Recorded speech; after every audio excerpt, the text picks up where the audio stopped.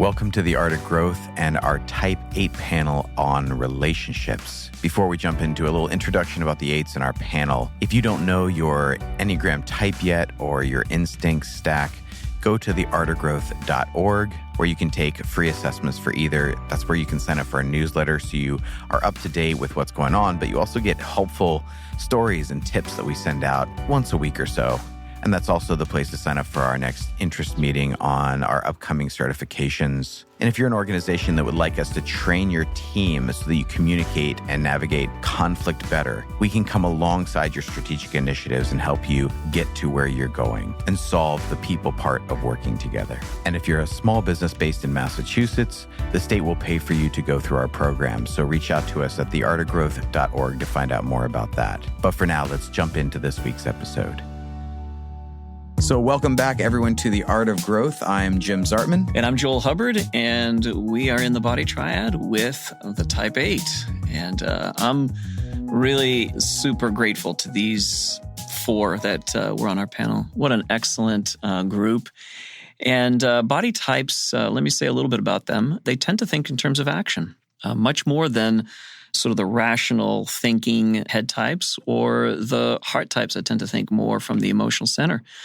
Now, again, we all have all three centers and we're functioning from all three, but there's a preference. There's a starting point. And for the body types, thinking about action, thinking about, what's the right thing to do versus the wrong thing to do, the attention to also physical motion or lack of motion. Depends upon, again, where you land in terms of the body types. But that tends to be the focus of attention. Even when they're not moving, there's an attention to not moving. It's, I should be moving, I should be doing. Have I done enough? Have I done the right thing? And so body types, that's pretty much what's on their minds most of the time. What would you say about that, Jim, since you're I am in this thing. And this is, I am what I do.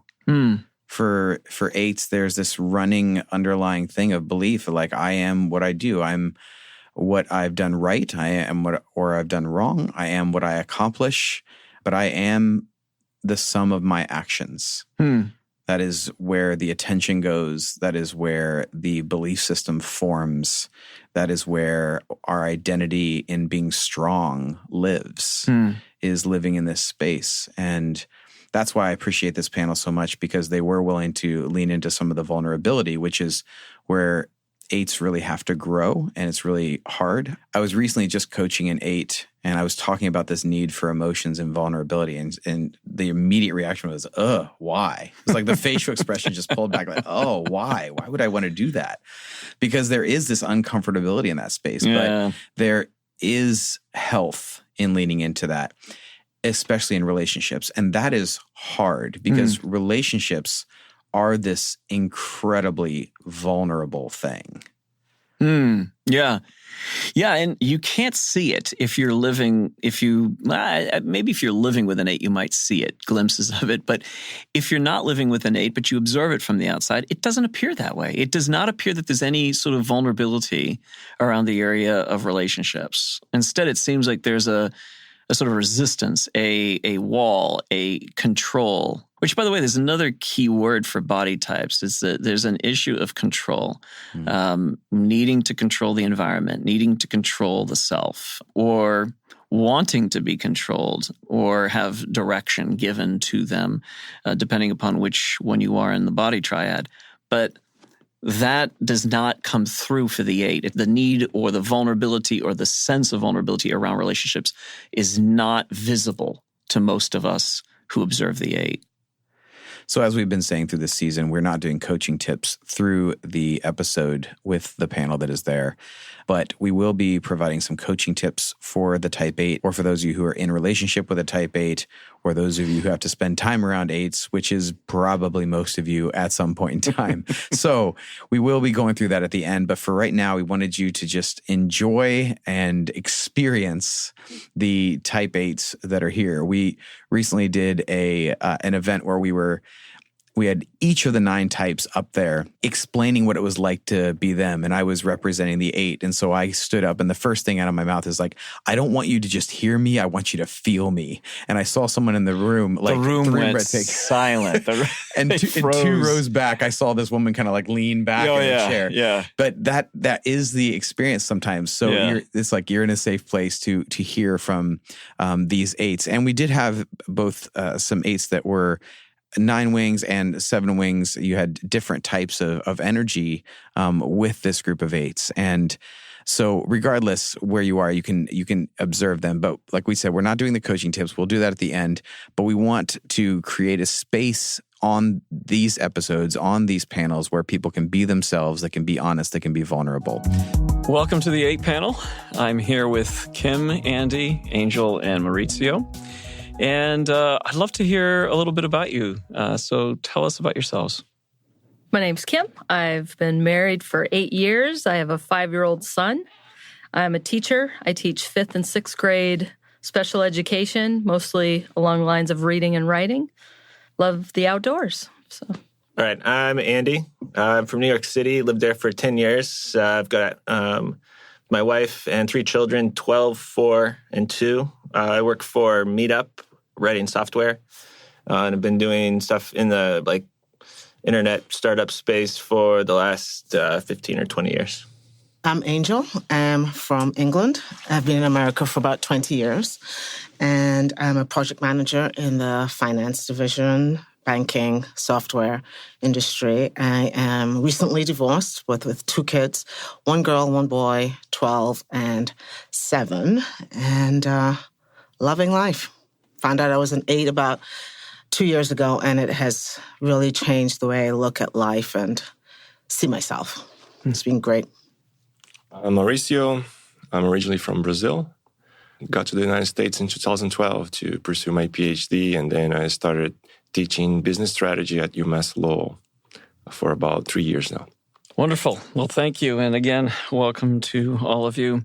I'm going to give a description of the Type 8. In the literature, Type 8s are challengers or protectors, which means that their attention tends to go to whatever makes them strong in a world that crushes the weak. And with great energy, they protect those they love, but also can challenge them.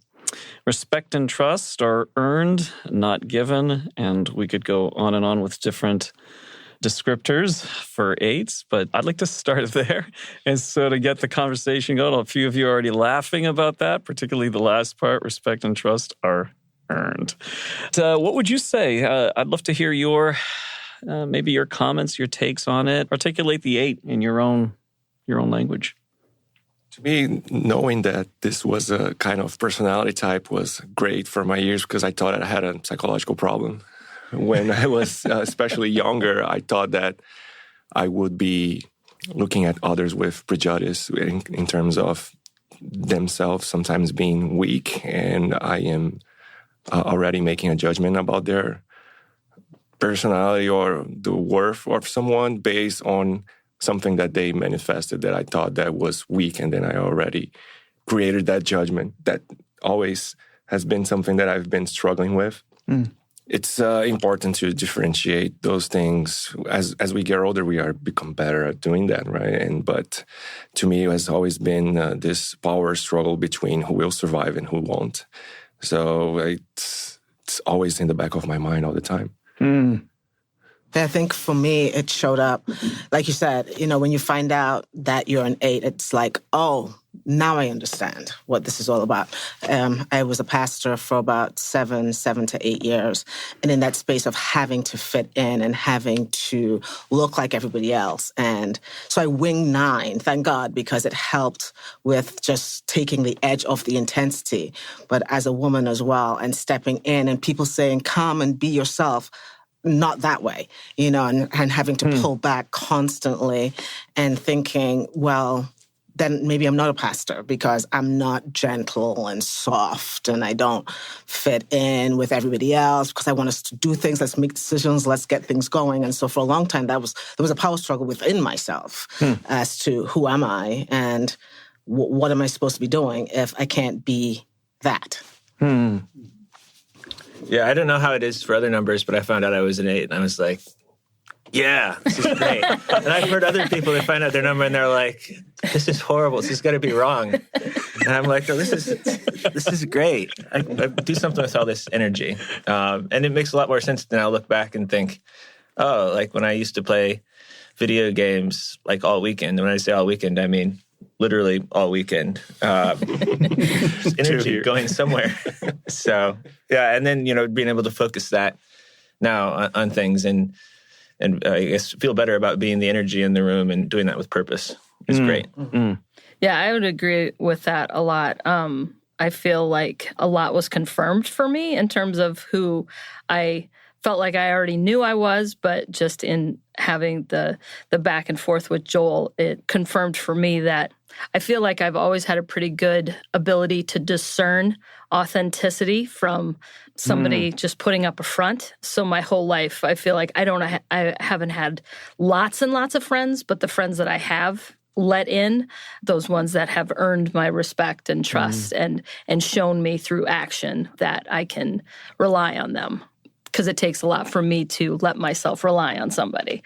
Yeah. So, yeah, and that's probably universal with almost all 8s. I mean, at least the 8s I know and what's in the literature is your ability to rely on people. That's not something you do very easily. Yeah. Rely on people, rely on God, rely on anything that's outside of yourself, I think for many 8s, we can do this. I got this. I don't need somebody else's help. Because there's not a need for somebody, I don't even intentionally go in thinking I need to rely on you. And so if somebody comes to me and says, I need you, it's like, so why? And what do you want from me? Because there's that place of not wanting to be used or manipulated and vulnerable in that way.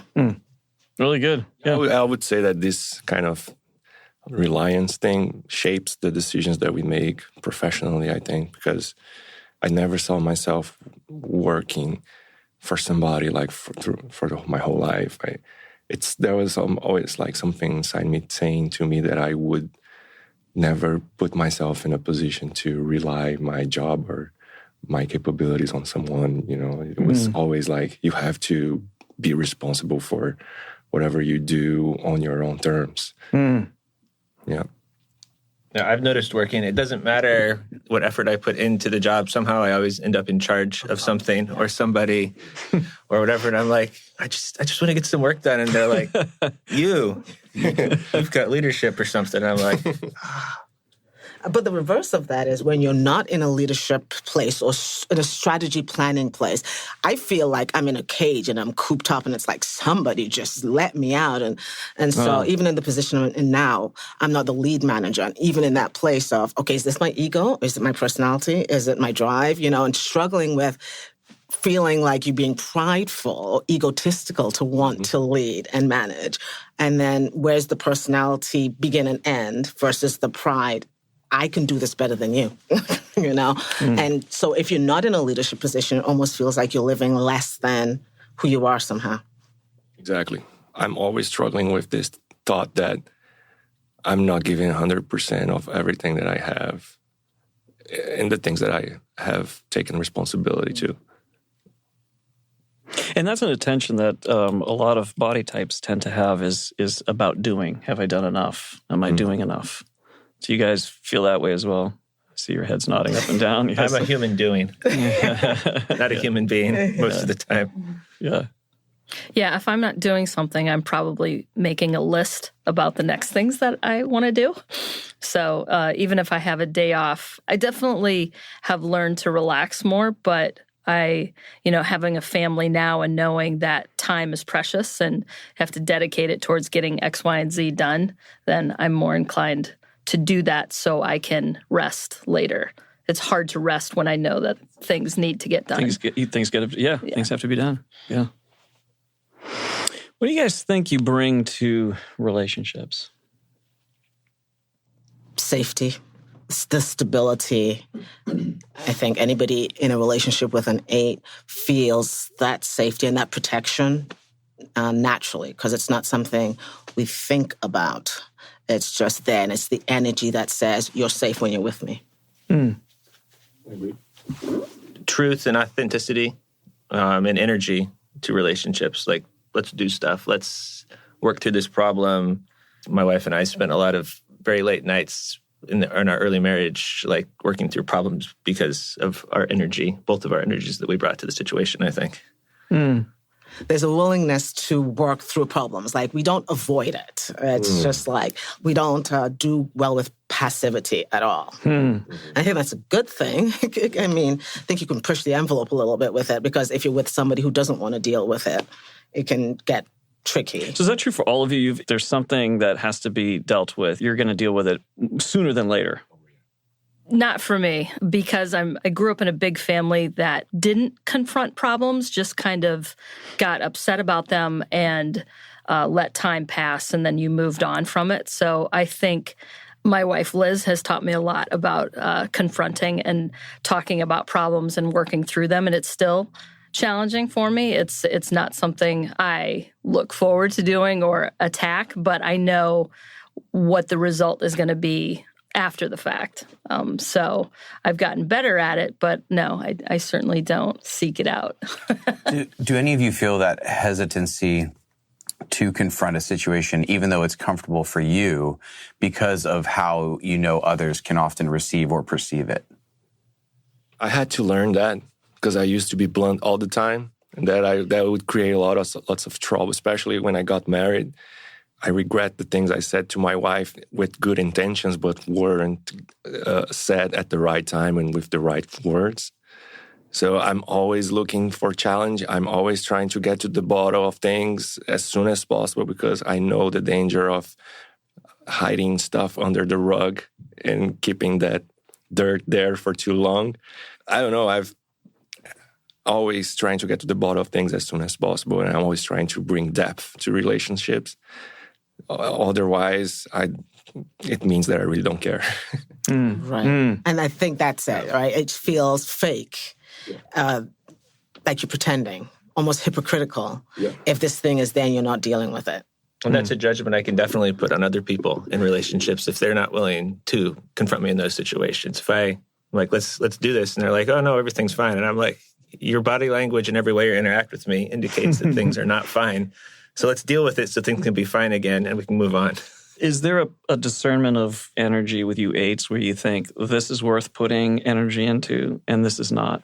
Yeah. You're shaking your heads up and down. Yeah, I tell my wife that all the time. She's like, like, I don't feel like you care about me or you're something like that. And I'm like, if I didn't care about you, like, I wouldn't be telling you about these things. Like, people that I don't care about, I don't give feedback to. Exactly. Right. Yeah, I have a line of thought of like efficiency. I'm always about, okay, how can we get from point A to point B quickly, but, put in the energy that needs to be there. But sometimes my wife needs to process things longer or multiple times. And I'm like, didn't we cover this already? I have this to do. So let me tell you how you feel about this. Yes. That is so funny to hear, because it seems like that's a universal thing with eights, is like, once a decision's made and we're moving, we're in motion. Why are we still having a conversation about this thing? Let's just like get going.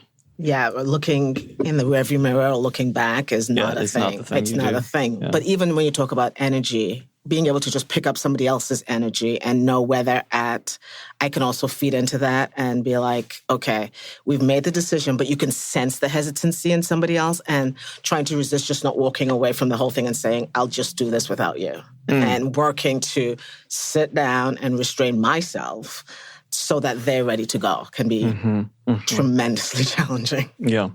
One of the things I'm not highly concerned about in this group, and this is just a sort of a point of clarification, is that there's a sort of groupthink, because eights tend not to just move with groupthink. Even though you would maybe pull back if there's something you don't feel like is worth putting the energy into, your tendency won't be to just fall into this sort of groupthink. And one of the things we've been saying about our particular podcast is that we really don't look for uniformity or complete agreement in panels, because each person has their own expression of their own type, and it's going to be very different. There's an archetype that brings us all together, but the expression is very different. It's based on wing types, it's based on subtypes, it's based on culture, it's based on environment. There's so many gender, there's so many other things that come into that. So Any other thoughts in terms of what you bring to relationships? So safety, a lot of people say that about eights. When I'm around an eight, I feel safe, but also at times challenged by the eights as well. Truth. Authenticity, yeah. Authenticity.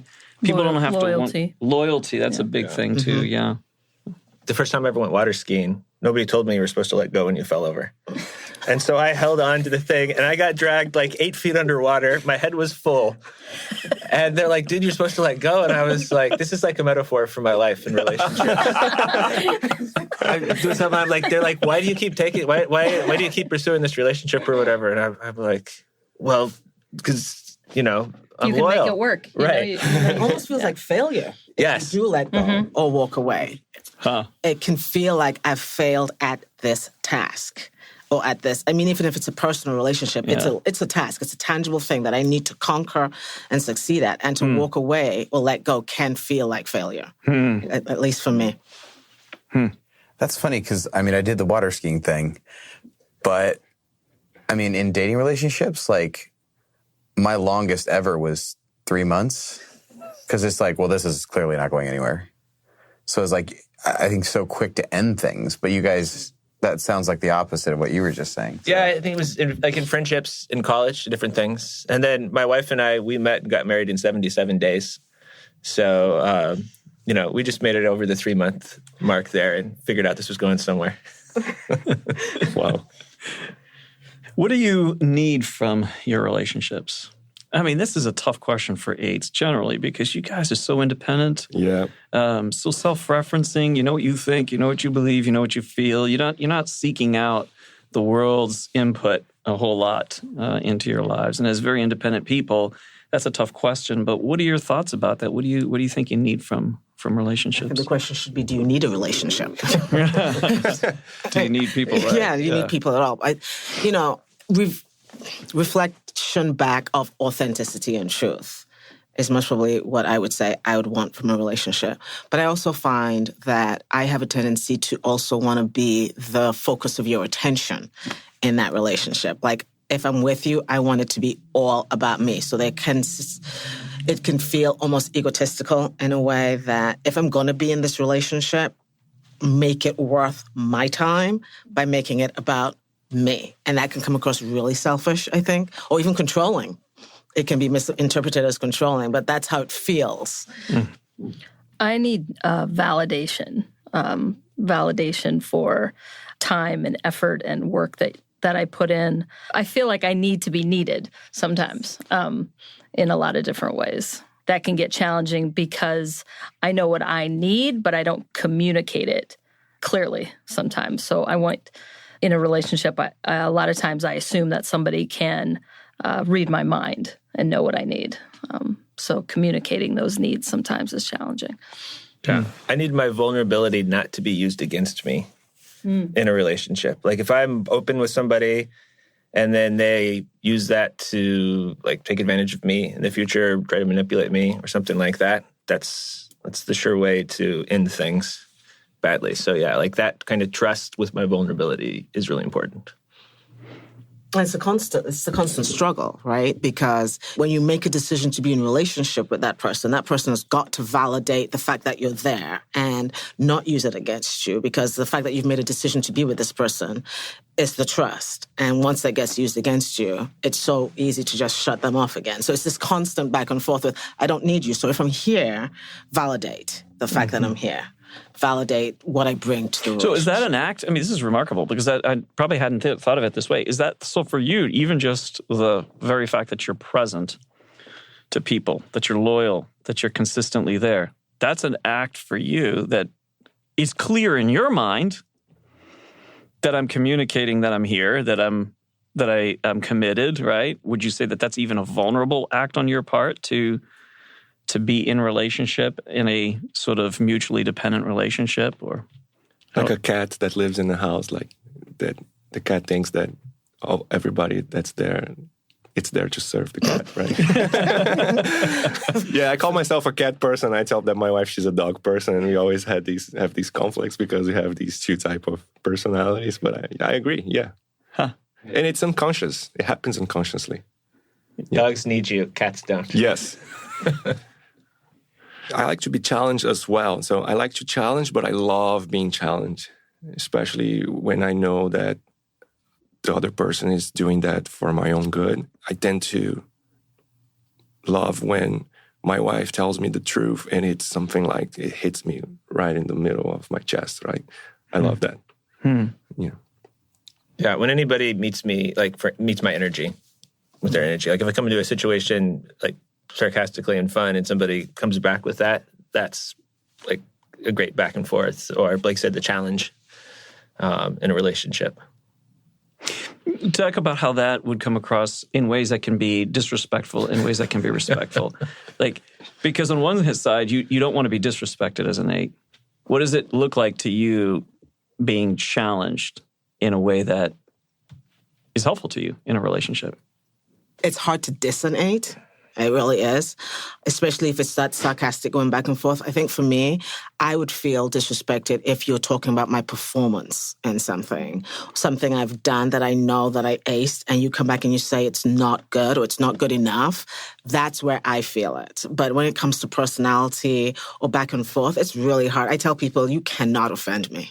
There is all the time. Right. All the time. Oh, yeah. Really? And they don't get it. Yeah. They're like, did I offend you by doing this? I'm like, no. Not at all. Yeah. No, because I feel like I'm very thick-skinned, and that skin just keeps getting thicker. And I feel like I'm pretty honest with myself in terms of when I do mess up, or if person that I'm friends with or my wife is honest with me, I've already covered that in my head. Yeah, I agree with you, or or I'm very quick to say, no, I don't see that. So I think self-reflection, I'm pretty strong with. So in terms of somebody, I would agree, like performance or where I think my strengths are in terms of caregiving, and somebody would challenge that, then I would be offended. Right. Yeah.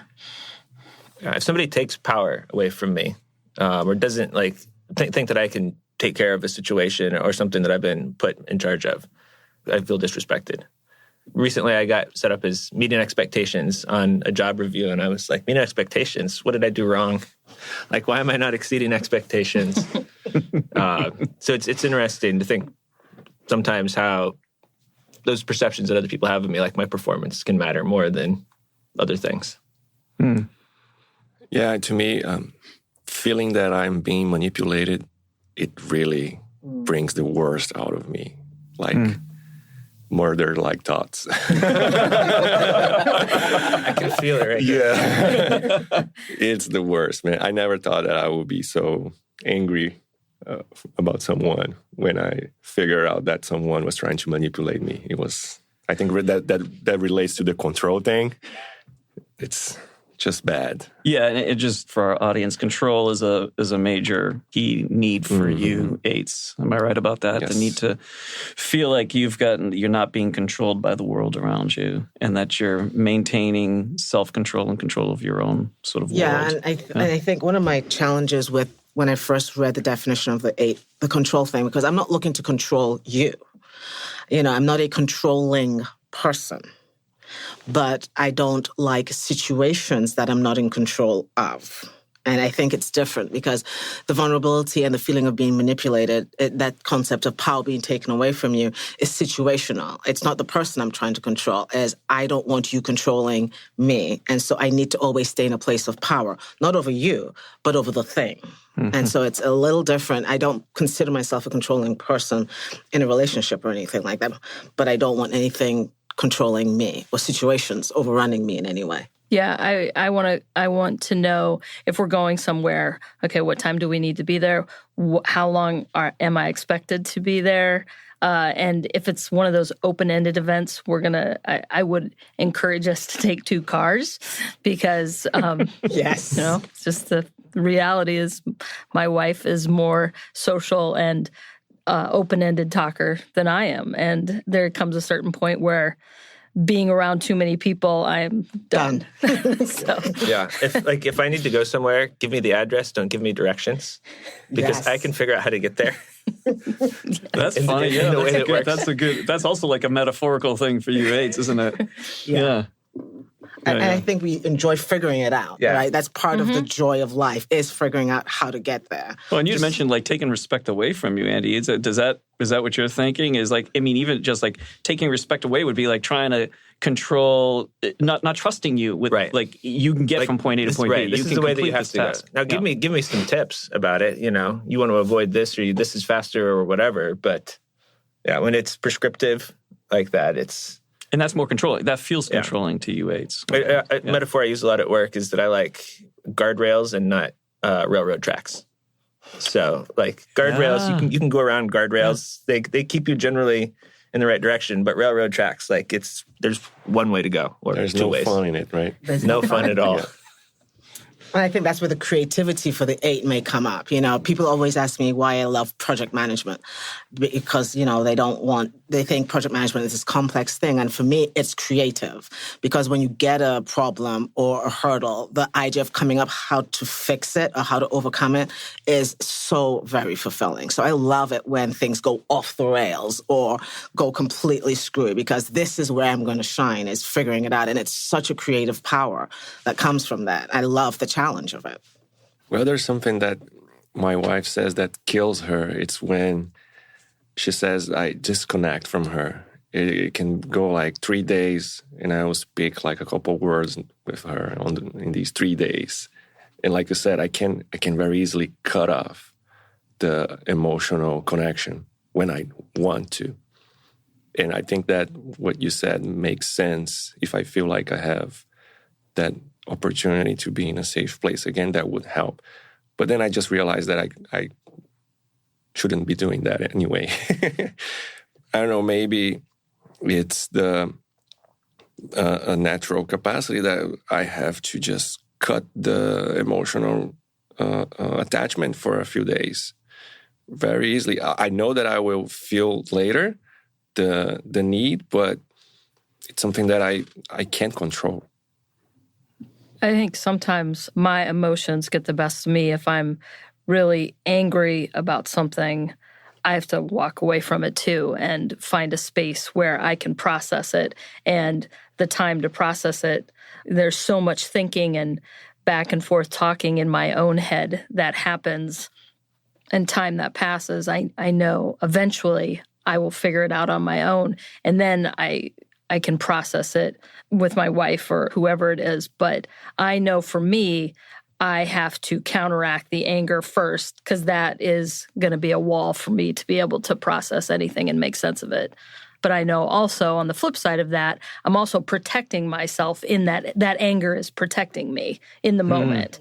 I'm using that as a self-defense mechanism too. So I've figured that out about myself too. Yeah.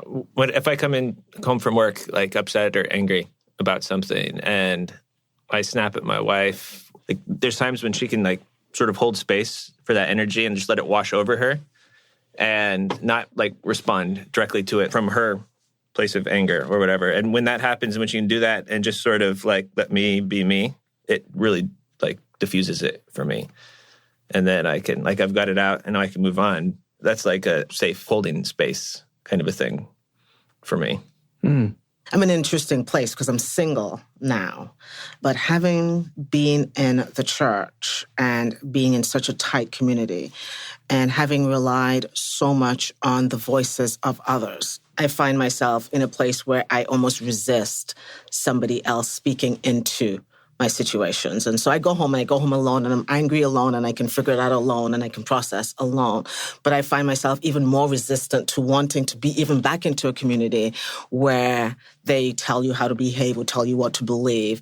And so I think that's what plays into that lack of need for space, is that thing that says, that has caused me so much harm in the past and has reduced me and made me feel small in the past that I don't want to give space for another voice any longer. Wow, thank you. Yeah. It's very, very open, honest, and transparent. So I appreciate that. Yeah. What others find confusing about you eights? Nothing. What's wrong with you? I mean, you're like, hey, I put everything out there. How in the world could that be confusing, right? My wife asked her this question. My first response was, Who cares? Oh, man. Such an 8 response. I love it. Love it. Yeah. Maybe my criticism. I used to have my criticism as my major mechanism to say that I care. But Yes. it never gets the response that I thought I would be worth receiving. Oh, well, you said it earlier, Andy, right? You said, if I don't care, I'm not even going to give you that, right? I'm not even going to tell you. I'm not even going to give you the gift of my criticism. Just the fact that I'm criticizing you means I care. Yeah, one of the biggest things goes back to my processing situations or what somebody said. And like I said, I have so many internal thoughts between my ears going on that I don't communicate to people, that I get in trouble sometimes because I assume I said something. Even like a number of times my wife and I have small disagreements about what I said or what she said. And I know that I said it out loud, but she's like, no, you didn't. And that's where that voice is so strong in my head sometimes that it's almost, that's obviously very confusing for her and confusing for myself too. So people that don't know me at all, I'm sure they're like, what in the hell is going on here? Yeah, I think people find it confusing that I'm angry, but I'm not often angry at the person that I'm talking to. I may be intense about the situation, or I may be angry at the situation that they're describing to me. Like if my wife tells me about how she had a bad interaction with somebody at the store or whatever, and she thinks that I'm angry at her, but I'm angry at the person for having that interaction with her or something. But I'm exuding that anger in that situation. I've seen actually, and I think, Jim, I've seen you do this at times where we had this conversation between me, you, and someone else, and you wanted to protect this individual. This individual felt like your energy and your intensity was being directed towards them.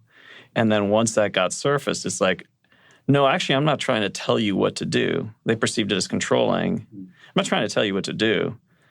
You do whatever you want.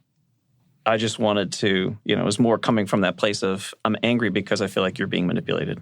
Yes. Yeah. I think part of what's confusing with that too is like people tell me I'm full of myself, I'm stuck up, I think everything is right. And I'm not coming from an energy that says I'm prideful. I don't mean to come across prideful or stuck up, but well, yes, I do know what's right. It's just a fact. It's just a fact that I know. And I'm stating something factually. This is the right way to do it. But the what they see is somebody who doesn't.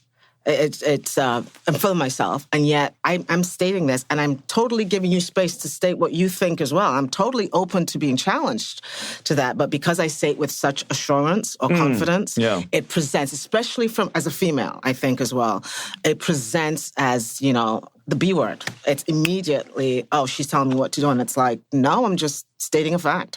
Yeah, I state all my opinions as if they're facts. Absolutely. The ultimate fact. I'm really happy to be disagreed with when I submit one of my fact opinions. You can say no, I think this other way, and you can provide some good evidence, and then we can move on from there. But maybe I often take up too much space in a conversation with my opinions and getting other people that bring fact opinions. That's right. Let's keep. Oh, that's great. Mauricio, do you have any thoughts about that? Yeah, and I agree 100% in everything that was said. I plan a lot. So I think that because I have planned everything out beforehand, I feel I have the right to be uncontested sometimes. Well, at the same time, I love criticism, so it's a paradox. Yeah. Yeah, so, I mean, that does speak to the confusion. That makes a lot of sense. Another point that occurred to me as we were talking that I hadn't really thought about before is the difference between the way you guys speak about controlling, and sometimes you can come off as controlling because of the intensity and the assurance that the confidence you come with, the criticism. And yet you don't feel like you're trying to control people. There's also this level of autonomy that you want to maintain, right? There's a difference then between that version of whatever that we want to call that, controlling or whatever else, versus sort of manipulation, emotional manipulation that also comes across as controlling. And I think there's a distinct difference that can get confused by some people as you're trying to control me and get into my space when you eights do not want to be in anybody's space. You want to be in your own. But what you're offering maybe is so. Anyways, I don't want to keep talking about that. Just let you guys talk about does that make sense? The difference between those two? I think makes a lot of sense. But quite frankly, I think sometimes I do want to control the whole situation. But as long as people have autonomy, but I am in control of everything that's happening around them. You know what I mean? They have autonomy to be themselves, but just like the whole fact I have architectured the whole structure of how things should occur. Oh, that's fantastic. I love it. But I agree. I agree. It is that we want to control the situation. And it's weird because that word control, when somebody says, I feel controlled, we don't want to feel controlled. We don't want to feel manipulated. And therefore, we don't want to control you. It's not what we're offering. We're not giving something that we don't want to receive. I don't want to control you, but I do want to control the situation and ultimately the results. I want to control the outcome. I want to control where this goes. I want to control the destination and all of that. But you, as a person, you do what you want. Once you do it and we achieve the same outcome that I want. Yes. So long as that works out that way. Yes. There was a situation where we had a really nice dinner with some family that was in town, and we were parked, and at this restaurant, there were 3 or 4 cars waiting for a parking space, and they saw that we were leaving, and we were getting ready to back out, and another car kind of thought they were going to cut off this other person that was going to take our space. Well, these 2 gentlemen behind us are now behind my car, so I can't leave. And they are getting, like, very verbal and almost to the point of being physical. And we had my son and we had my niece with me. And I feel like in these opportunities is where I really feel like I have a strength because I get very, very calm. I get very, very quiet. And I got out and I went back then and I said, God, I just, in a very calm voice, tried to calm them down. And I said, but whatever you decide, you don't want the police involved. And I said, and ultimately, whatever you decide, one of you is going to have to move so I can leave. And that's ultimately, what I wanted to get out of it. But I also tried to calm down the situation. And I feel like as a teacher, I'm constantly manipulating not kids, but their surroundings and trying to anticipate what's the next thing that could control this situation. So that was a long story, but kind of connected to what you were saying. Yeah. And I think, talk about what we bring to relationships. It is that calmness. I mean, we can walk in to something that's chaotic and totally just bring it right down because we have the ability to assess a huge situation immediately. I mean, I can look at the energy, I can walk in that room and I know exactly what's going on and exactly what to do, say, or be to fix it. And I think we bring that to a relationship for sure. I've had people say, you walk into the room and it's complete peace. Because it's not scary to us in the same way it is to others. Right. Things will happen and we'll just roll with the punches in that. And that, yeah, like you said, that's not scary at all. That's actually fun. Right. Chaos is fun. As long as we can bring it back toward them. Yes. Right. That makes a lot of sense. Another point of confusion that maybe you can address that sometimes comes up for type 8s is, and this goes towards the whole misunderstanding thing. So I'm kind of dovetailing both of those 2 questions I was going to ask you about. How are you misunderstood? So you can speak to that too, but it's a whole confrontation component. When you confront, it gets perceived a certain way, but oftentimes it gets perceived a certain way that isn't the way you're actually intending to, what you're trying to communicate. Can you speak to that? I think there's a place where people don't believe that I'm telling them the truth about something because maybe it's not a situation where people normally tell the truth about that. And so they discount it or behave like it's not the truth or whatever. And so that's like can lead to confusion or misunderstanding in situations. It's like, well, I ask you this question. People don't answer this question honestly, but I did answer that question honestly. So let's go with that and move on. And I said it, so it's real.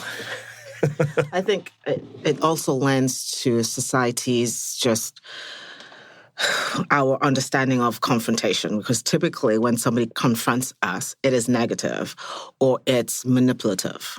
And so when we confront, people immediately have judged the confrontation as this person is attacking me or trying to diminish me in some way. And so the confusion is we're not typical confronters, right? We're confronting because we love, we confront because we trust, and we confront because we have respect for you. Oh, the irony is we confront from a very positive stance.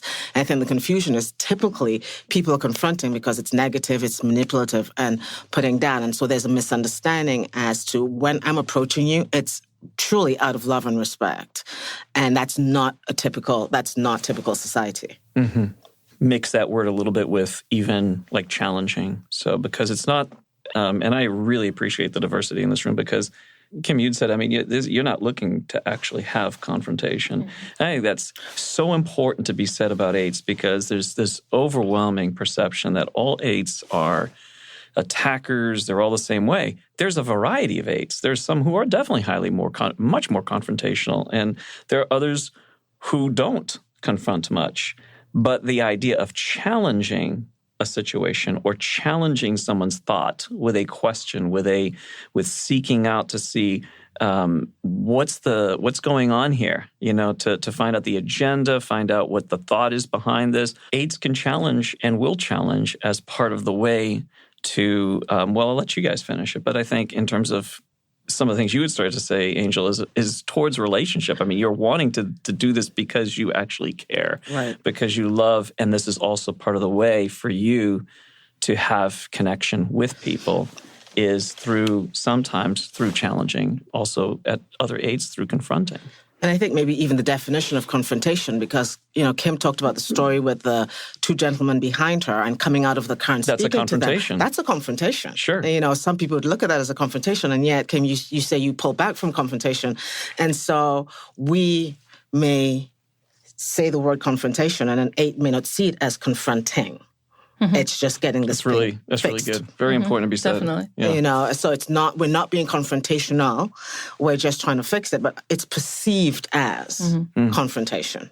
Well, and sometimes that confronting or challenging, whichever you want to call it, for me, if I'm challenging or confronting a situation, sometimes it's more information gathering. So I have more arsenal to battle the situation and know what I'm getting into, or it's time to go type of situation.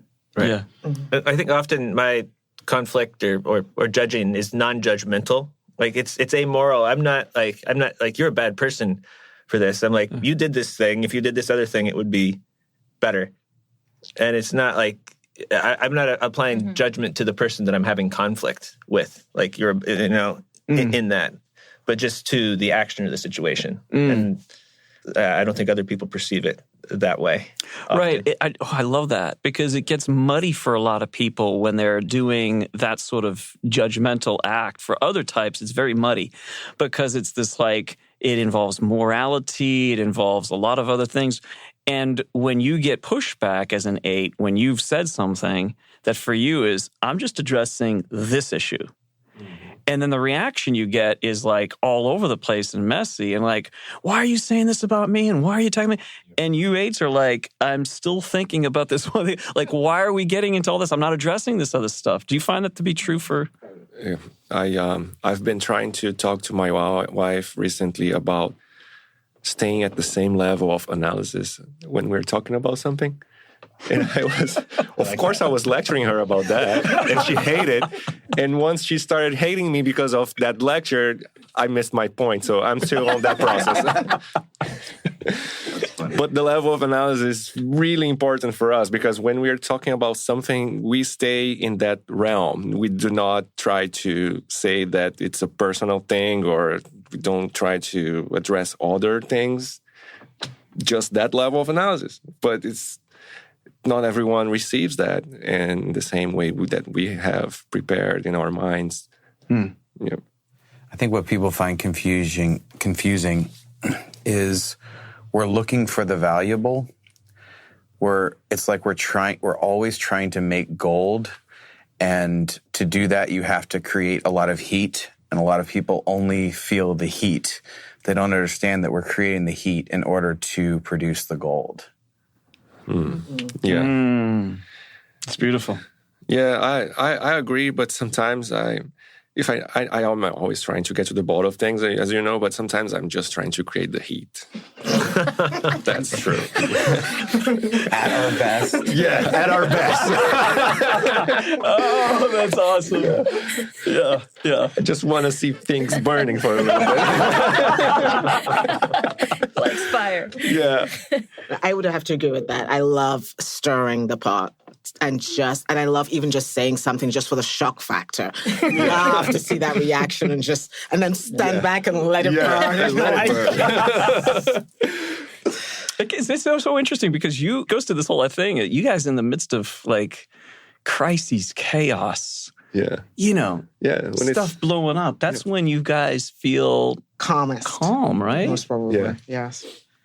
That's so remarkable how that happens. Where almost every other type that we know of on the Enneagram does not really care for that. That's the stuff that they avoid at all costs. And so you guys come in when there's crises. And sometimes, this in part goes to the issue of confusion and also misunderstanding, is that you're wanted in those places of crises because of how calm you are. And then what happens is you're not so wanted. That part of your energy is not really welcomed once that chaos has been fixed, once things have changed. Yeah, we'll stir things up again. Yeah. And you go back to stirring it up again. Yeah. And I think we also, when it is calm, when outside of us is calm, we have a tendency not to want to be there either. So there is that. So yeah, we may not be wanted, but it's not attractive to be in a place where everything is just status quo, going along. So it's almost, if we don't stir it up, we disconnect. For me, at least, it's a very unhealthy place to be where everything is going to be the same thing tomorrow. And it's predictable. I know what my day is going to, no, let's create some heat. Yeah. Yeah, I'd say that's one of the best things about teaching, especially in special ed, is every day's different, every hour's different. You never know what you're going to get from students, and it's also exhausting too.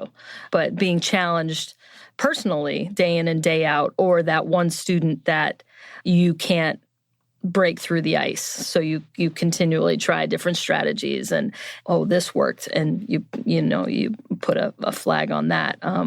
So being a teacher is that constant challenge and little fires. And I do like to stir it up because I feel like that's the best way to challenge students, to get them out of their comfort zone and get them out of their bubble. But they challenge me just as much too. So challenging people is how you know who they are, what they're made out of. If I have working through some new idea and I, in a group of people, say some seemingly ridiculous statement or say it in a more intense way than most people would, and other people meet me back and engage with the idea, then that helps me build trust with them. If they're willing to sort of meet me in the intense way that I will approach a situation. So what's the worst thing then? If people just don't?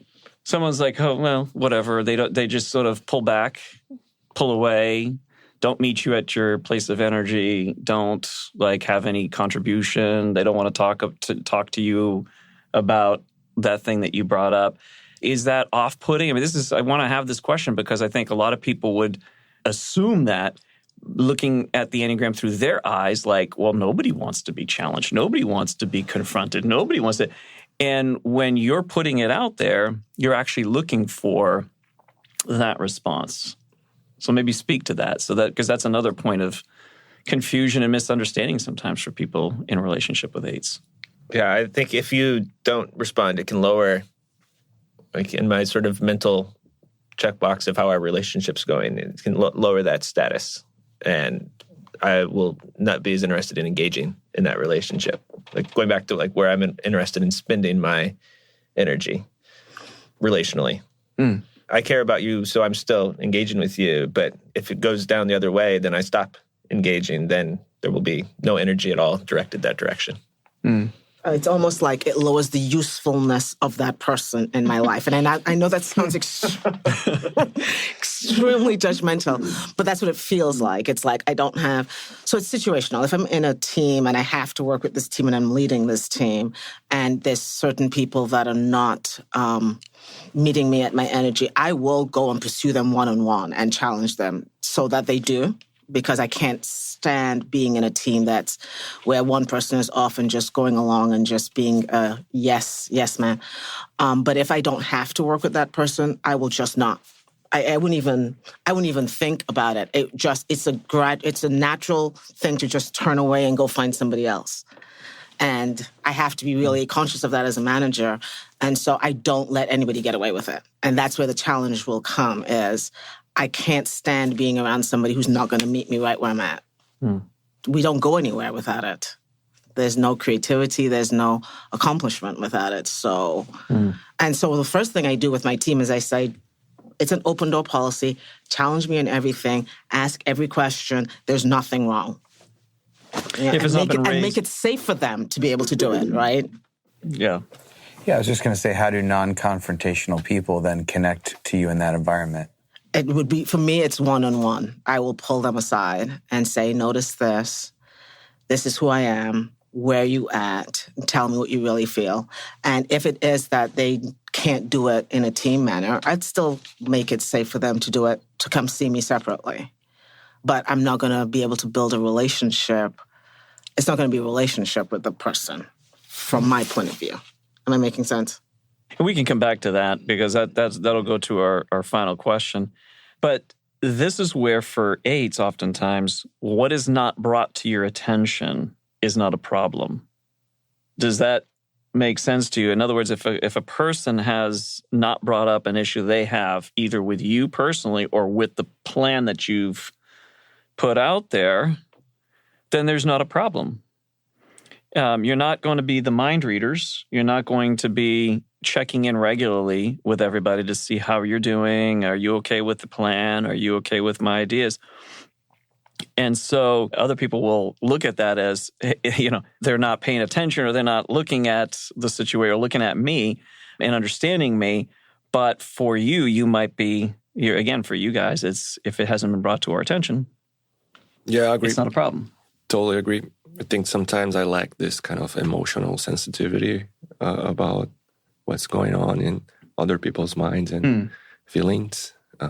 So it's definitely something that if I'm not willing to pay attention to, I'll just live as everything is moving on as planned. I won't care much about other people's feelings or whatever. It's hidden that I cannot see.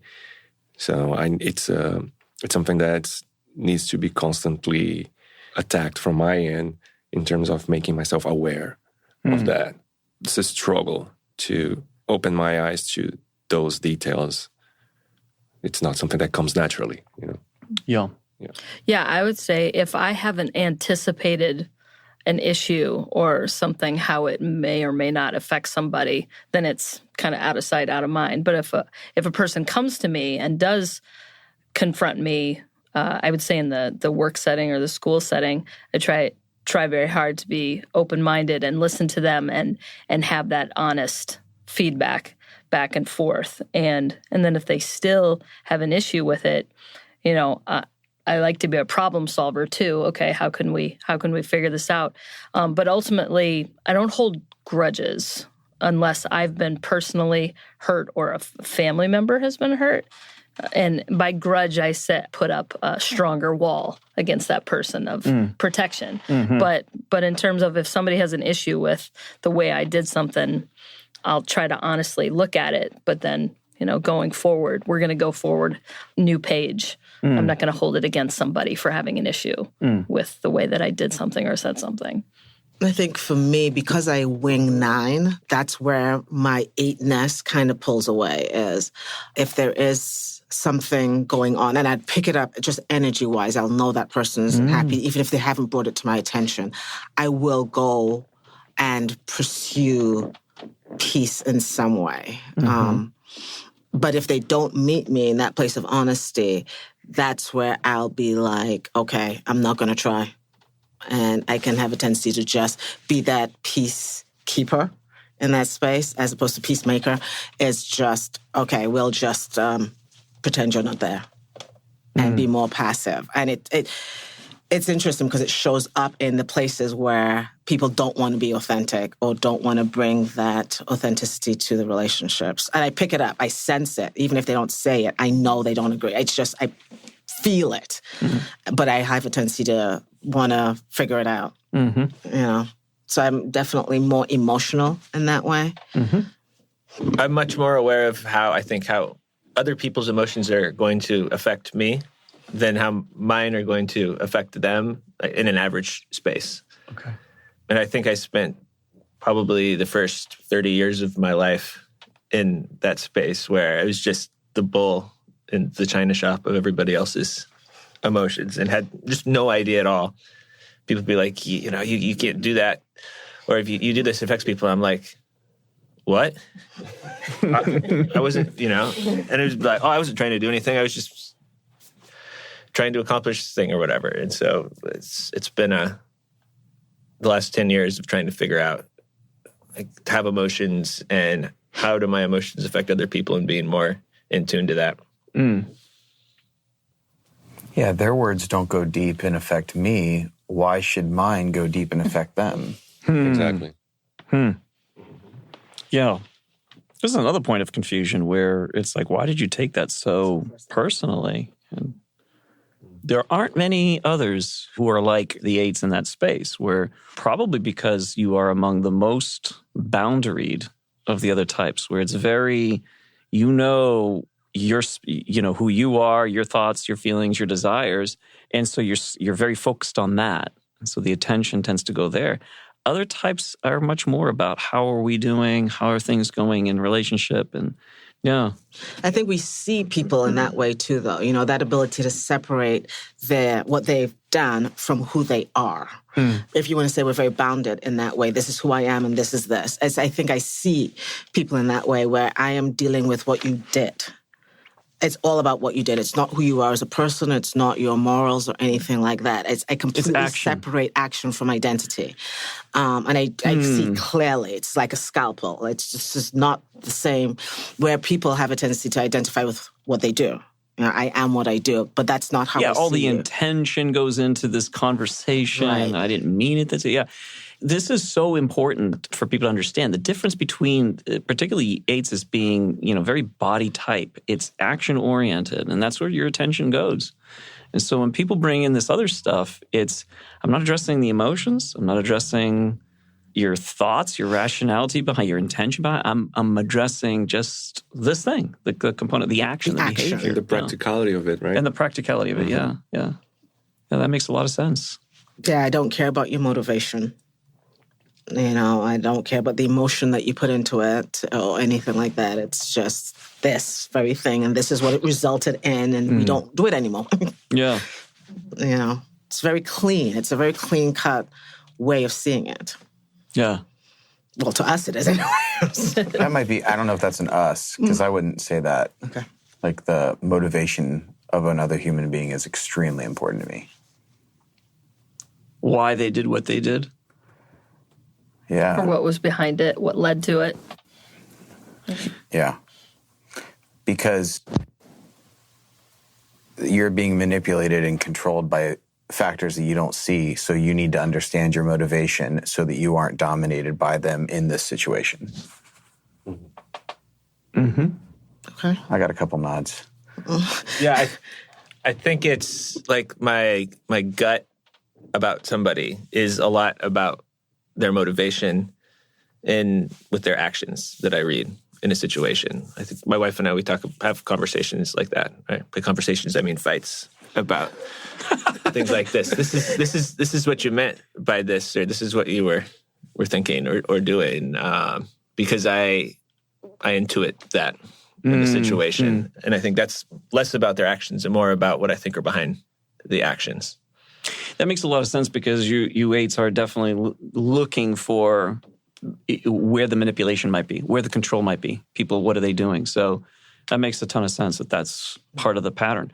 And of course, each one of you are going to, again, the specifics to the pattern are going to be different. The pattern is somewhat the same, but the specifics, what you're looking for, how you go about doing it, are going to be unique to each one of the 8s that are out there in the world. But that looking for the agenda, who's trying to control whom, what's going, what might the intention be behind that? And then thinking about in terms of also the emotional component, and that'll be the last question I'll ask about this piece of Before you go on to that, can I just say one thing about what we were just saying? I think it all stems back to that piece of trust and how much are we going to trust a person? And if I know what motivated them to make a decision that I thought was a really poor decision, I don't say that that's who that person is or it doesn't define them, but it will impact my trust of them. Oh. Yeah, it can actually unlock understanding for me and absolutely. like unlock compassion for me for somebody when they're like, oh, this is what I was thinking when I did this thing that I thought was horrible. And then you put the pieces together for the thing behind it and you're like, oh, that makes sense. I understand you better now. Right. I can treat you differently. Yeah, I'm not going to kill you. Or I'll keep you at arm's length. I can have a relationship with you, but you don't get to know anything more than the surface level of me. Yeah. I learned something new and oh, I did have you figured out. Okay. Yep. Confirmed. Check. So people being open, people being honest, people being truthful, even if it's a poor decision, a decision that was made that they didn't understand would result in this way. When for you, it's like, well, clearly it would have resulted in that way. I mean, how could you not think that? But they are being truthful, and you perceive that as being truthful. Then that, for you, what does that do for you? When you're able to see vulnerability, truth, they're telling me what's really going on. Then I can move on with it. My wife is a 3, and admitting that she did something wrong is not something she likes to do.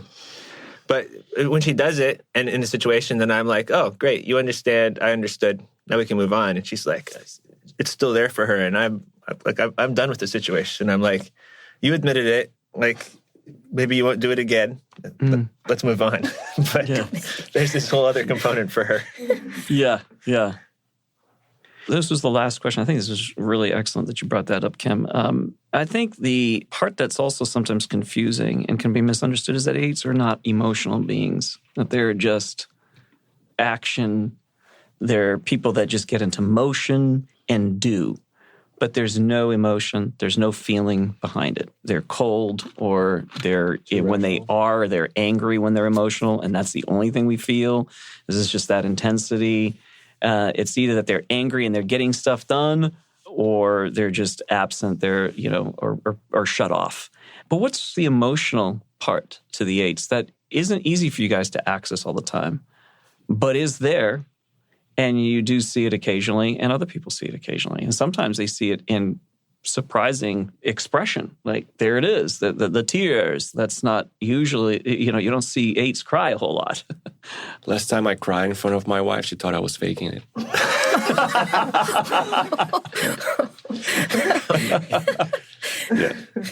Is that unusual? That really builds the trust right there. She couldn't believe, right? Right. Yeah. I think I am always emotional. I think I feel everything, all range of emotions. It's what I choose to show.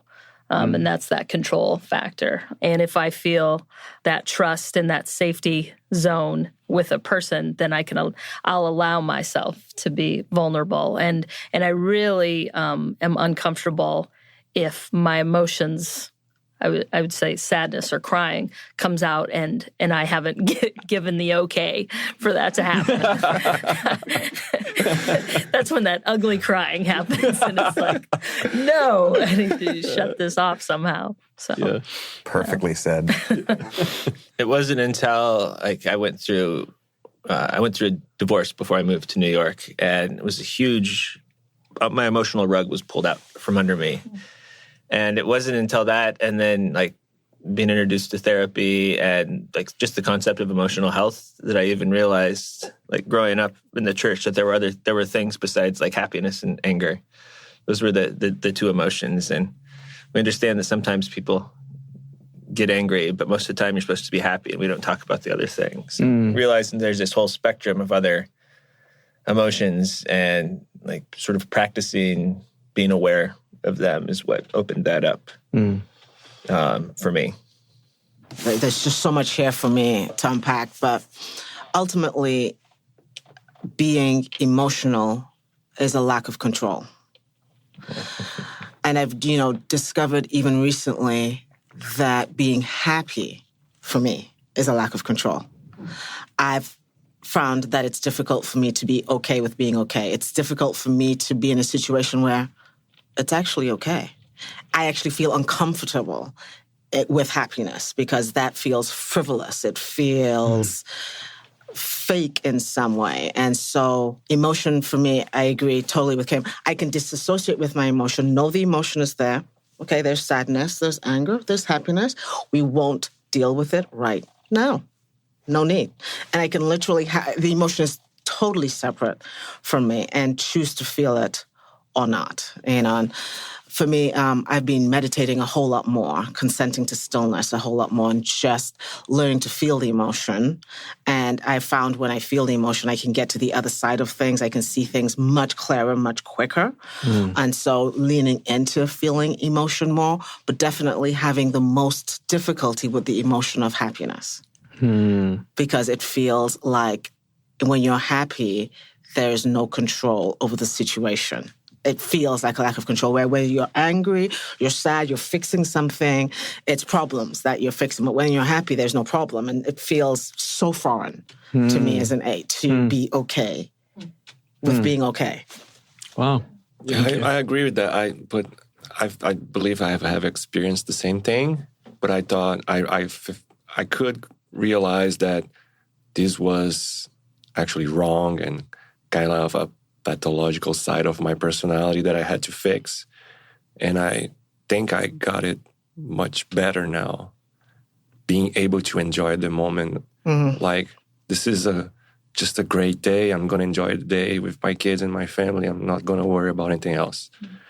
It's hard to do that for me.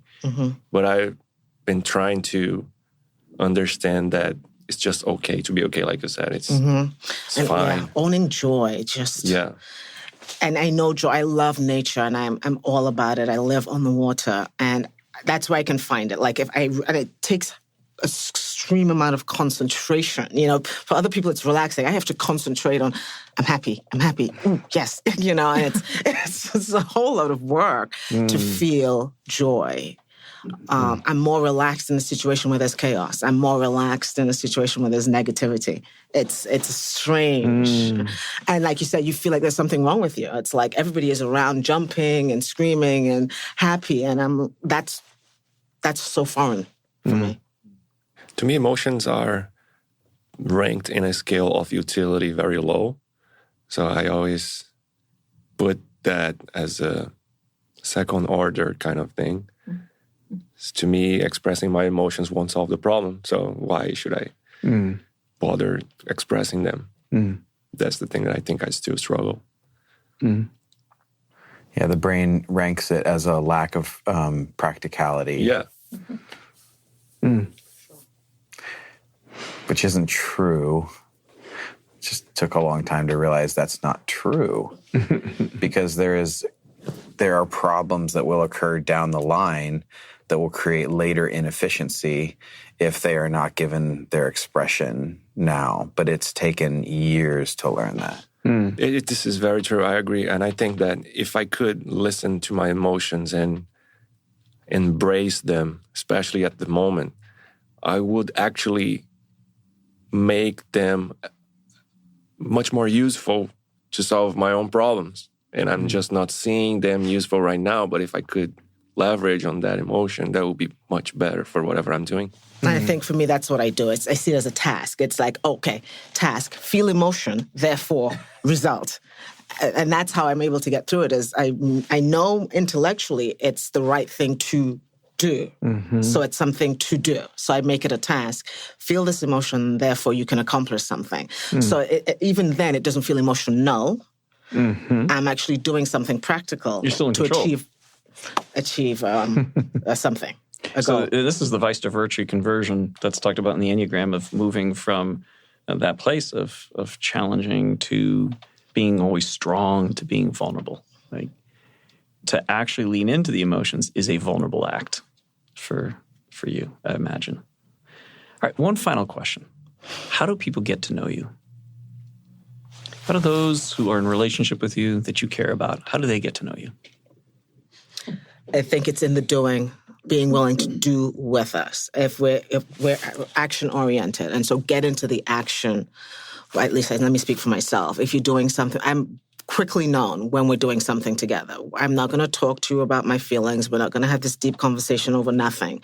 But if we're doing something and we're wrestling something to the ground, a problem, solving a problem or something like that, doing something with me, let's build something together. That's the quickest way to get to know me. Be obsessed about something with me.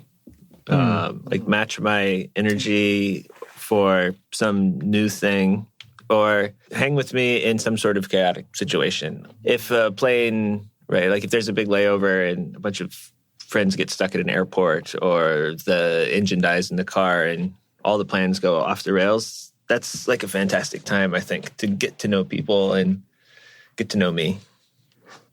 Yeah, I was going to say opportunistic ways or shared experiences. Coming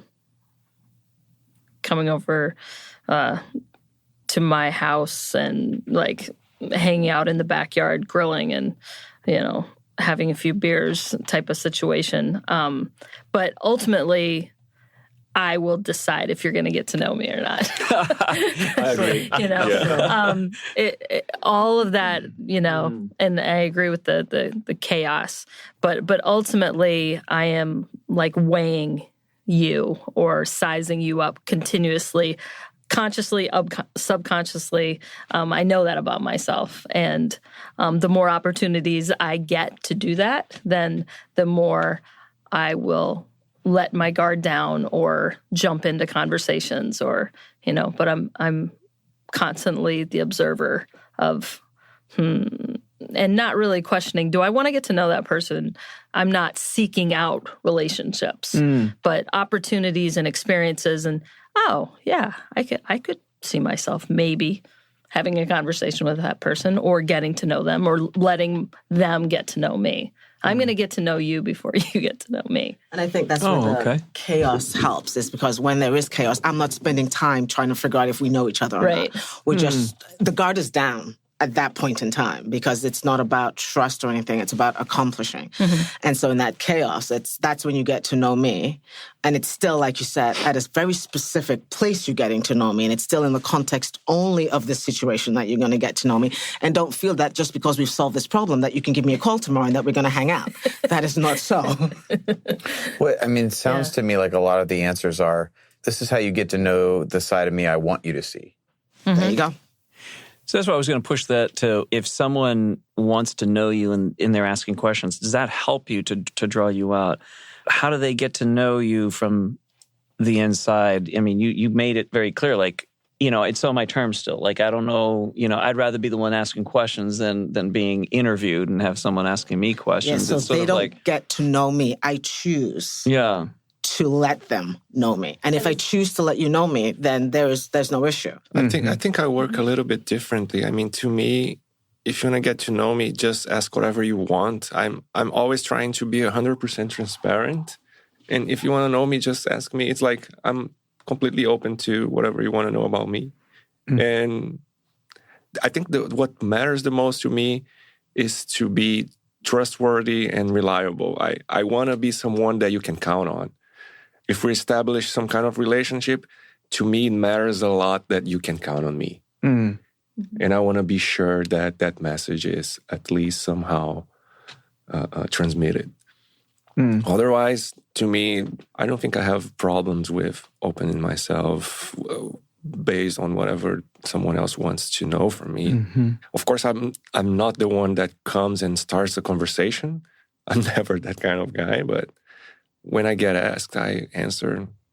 I always answer. I mean, quite. Yeah, I was going to say, I want to be transparent and genuine. And if somebody's asking me questions, I'll be honest with them. But my answers will depend on how safe I feel, how vulnerable I want to allow myself to be, how deeper I am going to allow myself to go with this person. But if I feel like there's manipulation involved, or if there's some angle that they're coming at me with, then my answers will be different. And again, I'll seek that exit. How can I get out of this situation, or give the airlift sign to my wife? It's not just a personality type thing, right? But to me, this, at least that's the way how I see it. It's like everyone wouldn't be like, don't schmooze me, bro, at like a networking event or something like that. Tell me what you want. We can do business.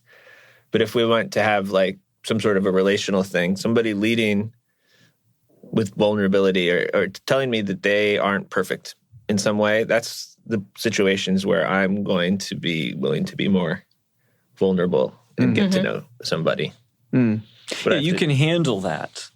You can handle someone's being right. Like, I'm struggling with this. This is a challenge I have in front of me. You can handle that as an 8. And I can't handle them pretending to be perfect because they're not. Right. Yeah. I've been in a situation where other people are crying or other people are sad or losing it, and completely okay with their emotion. And that's another thing that's maybe confusing, is just because we are not emotional doesn't mean we can't be around emotion and still see it very clearly for what it is and who the person is and what the solution is, and empathize with them. I can empathize with you. I can climb into that pit with you and still be very disconnected from your emotion, and therefore able to most probably help you more because I can see it clearly. That also creates a bit of safety for people around you, because you can do that. You can allow them to be them, allow them to be who they are without feeling like you need to you need to fix it, or you need to feel what they're feeling. Like there's no need on your part to feel what they're feeling. It's just, I'm here. It's yeah. Yeah, you can throw the scariest, darkest emotion and understand that it's safe and it's not going to tear anything down. But I'm also not owning your stuff either. I'm not going to own that thing that you're throwing at me. So it's kind of, I think, confusing, because people sometimes throw it at you because they want empathy and solution, which we can provide, but they also want commiseration, which will not offer. Right. And I used to find myself, I thought there was something wrong with me because I would go after the most darkest, I would be like the most broken person, send them my way, give me some challenge. And I saw that as a negative thing. I was like, oh, there's something wrong with you, Angel, if you want to be around the person who's most broken. And then understanding it is the challenge, and it is that ability to be around crap and just not be fazed by it and enjoy fixing it. And stay disconnected from it. And people never understood why, like you said, you don't commiserate. I'm not coming down to your level. I'm not going to do that with you.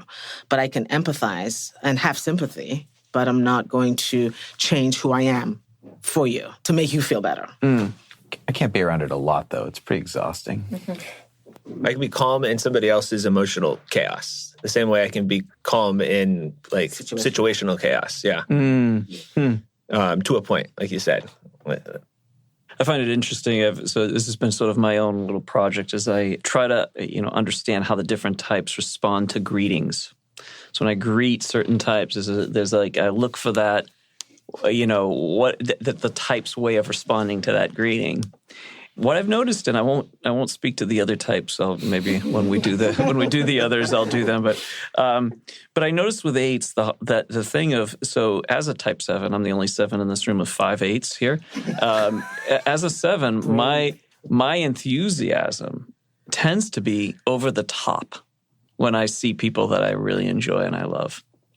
And so when I see you guys, that's exactly how I feel. That's genuinely how I feel. I feel this like, I am so damn happy to see you guys. But it's funny to see your response. It does not match mine. Ever. It's not that we're not happy to see you. See, I'm glad I'm not taking this personally like I used to. Yeah, don't take it. Man. I was like, maybe we're just shocked that this happens. That's the feeling I get is that you're sort of like, whoa. I mean, what is this? This is like, can we calm down here? I get that feeling from you. So it's fantastic because what it shows is how if we understand what you guys need, and this is why it's important, I'm asking this question for our audience's sake, as well as just for your own reflection, is, so how do people get to know you is the question that is so important because how people approach you can be helpful or not so helpful to opening that door. And as a 7, as I was joking about my over-enthusiasm at seeing people, approaching you 8s with a let's get to it. Let's get to what this is about. And other types would prefer having a lot of the warm-up conversation, the how are you feeling, what's happening in the emotional space, and so forth. In relationship, there's a meeting point. There's a halfway point you sort of have to get to if you're going to do a relationship. But we're speaking about you. And so getting to that, to the point, getting to what are we talking about? What is the challenge? What's the problem? What can we do is more helpful, it sounds like, to you guys in terms of that connecting point. I think over-exuberance for me is almost off-putting and has a tendency to want to feel fake. It's like, it's the car salesman, I love you. And you're like... Used car salesperson. Yeah, no, sure. No, you don't. Yeah. You're not really that happy. Nobody's really that happy. Settle down. Yeah. That's what I mean. And I know you, Joel, but that was even initially, that it just feels fake. It really does. And I have a tendency to quicker put up my wall when you're overly happy. I would agree. Yeah.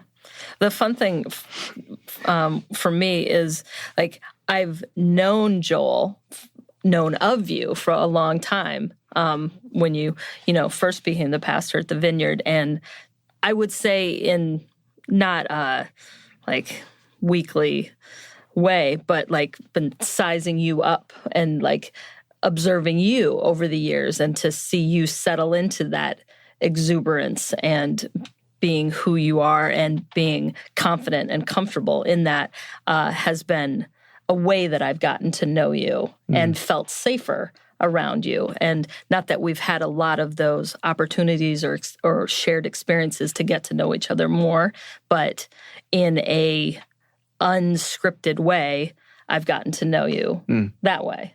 But coming back to Angel, I would agree that over exuberance, my discernment quickly flag goes up. Yeah, spider sense goes off, and then it's like definitely. What's underneath that? And right. is it, and sometimes like I have other friends that are 7s, and once I get to trust that, then it's great because it sort of allows me to fly under the radar while they're doing that. They can be in a room and taking up that kind of space, and I can take up more space as an 8. In that room, under that, and I don't know, it's fun.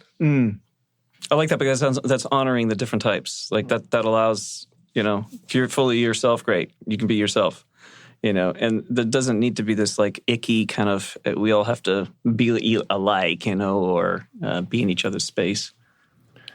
Yeah, I always felt that I was a misfit. I think when you mentioned in the beginning that culture matters, so in Brazil, people are very homogeneous about that. That's why we have 7 days of carnival and the whole country stops, right? I never understood that. To me, that was like the craziest thing in the world. I always actually hated that. I used to go to rock concerts or something like that just to protest. But once you figure out that just people can be that happy and it's just their personality, then you get to be more comfortable. But first, you need to figure that out and understand if they're doing that, not realistic way, or if this is just who they are. And that matter to make that differentiation matters a lot. And that's so important for us to hear that from you, 8s, is that that's your starting point, and that's okay. That's your starting point. You start with a general position, and I hate the terms I put to this because I feel like it doesn't quite get to it. But for the sake of conversation, we still have to put language to things. Is there's a starting point of distrust, maybe, that you begin with towards people, a sense of looking for agenda, a BS detector that's very sensitive, however we want to articulate that. Yeah, that's your starting point. I think just be real. And it's that thing where I'm not necessarily looking for the BS in terms of you manipulating me, but are you being real with you first? And it's that thing that says, if you don't know you, then I don't need to engage. That's what it feels like for me. Well, I would also say that be real. Like, I'm just getting to know you, and you're giving me all this personal information. No, thank you. Yeah. Like, that's too real. Because we are always, I'm not. Yeah. we're always getting prepared. We're always getting prepared for Armageddon. And we need to need reliable people. See, distrust sounds like a negative word to me, and I think it's more like cautious. I would say maybe. I would say ambivalent curiosity.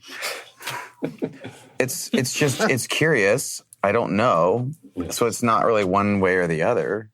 I mean, it's a darker approach, right? I mean, so like if we were just to speak of energy, right? You've got certain types on the Enneagram that if we were just doing a compare and contrast, this isn't like there's a truth to this. It's just like this is all perception, right?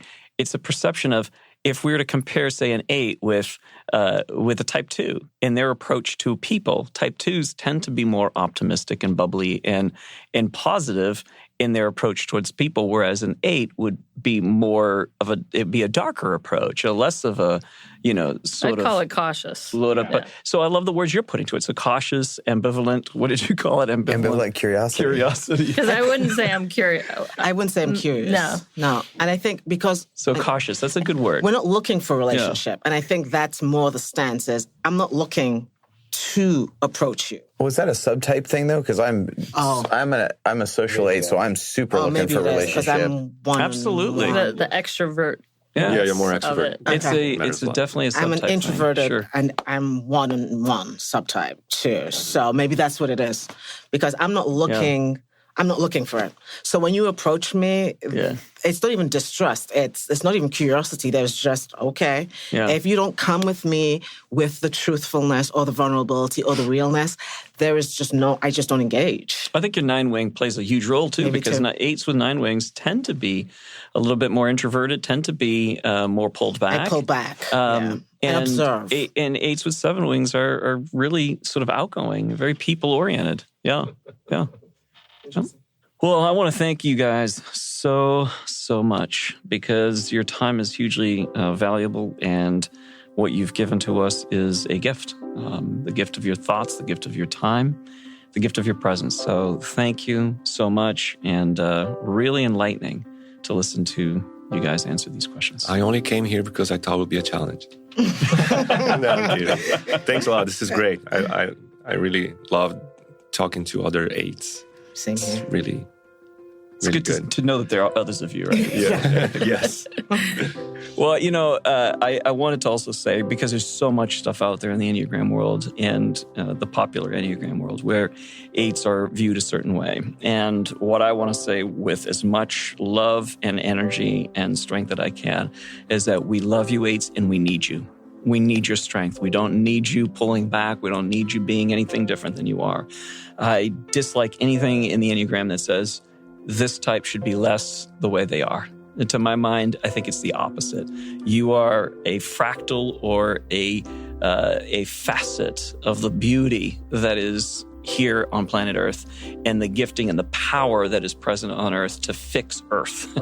And we need all of the types functioning at their best, without the sabotaging effects of the low side. So this is the high side and the low side of all the types.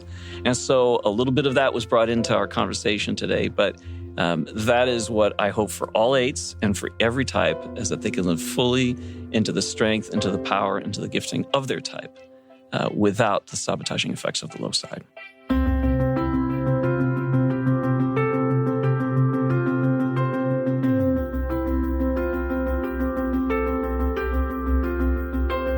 Well, thank you so much for listening to the Type 8 panel. And what a great panel this was. 4 people who were willing to come in and open up as they did. And you probably picked up on some of the energy and the intensity of the 8, even as they talked about it. And so I want to talk about coaching tips, particularly for the 8, and then we'll look at being in a relationship with an 8 and what you could do to help make that relationship better. 8s, because of the need for strength, because of the need to be stronger than other people, to have this control over their world, over their lives, the perception that the world is out to get them, that only the strong survive, the need to hit before being hit, the anticipation even of danger so that they can attack it first. And it's this loss of innocence, really, is what happened, is that the inability to look at the world as an innocent place, as a place where people are not always trying to get one over on you. That's the growth, to be able to move towards that, to begin to see again that there is actually good, that there is innocence, that you do not need to have all this force and intensity. And again, this is moving from compulsion and drive to more of a discernment of when your strength is needed. Because the goal here is not to tell an 8, you need to dial back. That is, I really despise a lot of what's been put out there in terms of coaching advice and tips for certain types, particularly for those who have a bit more energy and strength. It's been sort of like dial back. Well, that is not discernment. That is like someone telling you, be careful every time you walk out of the house. Be careful. Be careful for what? Like, what's to be afraid of? Or what danger could there be out there? I suppose if you're a type 6, that works. But for the rest of us, that doesn't make any sense. In the same way that it doesn't make sense to tell an 8, dial down.